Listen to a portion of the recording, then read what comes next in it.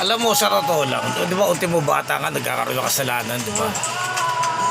Nagnanakaw, tapos nakapatay pa na yung ibang tao. Bata pa yun, ha? Minor de edad. Dapat nga ibabaya sa 8 taon o kaya 7 taon yung edad. Sa totoo lang. Kasi alam mo na, kahit sabihin mo 7 taon na, alam mo na ginagawa mo. Maalala mo na . Pero hindi pa gaano, pero mga siyam talaga, pwede na yun. O diba? Kasi kapag 8, makakalimutin pa yun . Pero kapag siyam, hindi na. O diba? Siya sabi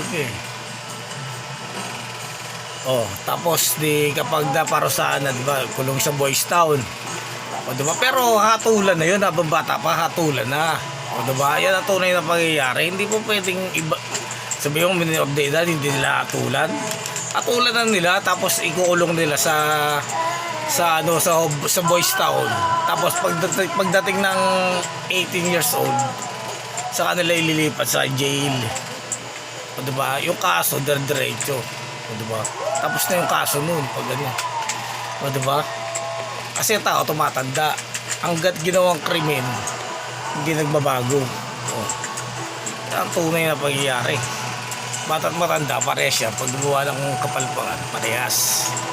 O diba? Kaya yung basher ko na gustong pagpasok sa akin sa kahit sabihin mo na may kaya ka pa, kahit sabihin mo mayabang ka pa . O diba? Kahit may koneksyon ka pa mo, kapag gumawa ka ng kapalpakan, ikaw ang papasok. Automatic yun. Tapos turo ka pa ng turo sa iba. O diba? Ano yung palitulo?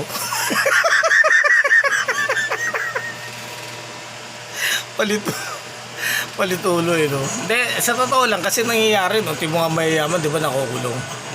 Kaya ang tunay, mas lalo pa pala, kung hindi nag-aaral, pwede ang gawin nila yung sa isang tao. Di marunong magsulat, papipirmay na lang. O di ba, babasahan ng Miranda right. Pag binasa siya ng Miranda right, akala ng mga tao may kasalanan ka na. O di ba, kung peke yung warrant, may mga ganun. Ang tunay, mag-i-issue sila ng warrant, wala namang kasalanan. Di ba, may mga ganun peke. O asan yung nagpipeke, nakukulog din. Di ba? Kaya hindi ako maniwala talaga . Mahirap ako maniwala sa mga sabi-sabi. Kahit makita pa nga ako nakaubo . Di-deny ko yan . Sabi na, ba't nakaubo ka? Wala ko, makain lang. Nag-aantay ako rito sa kakulab. Pero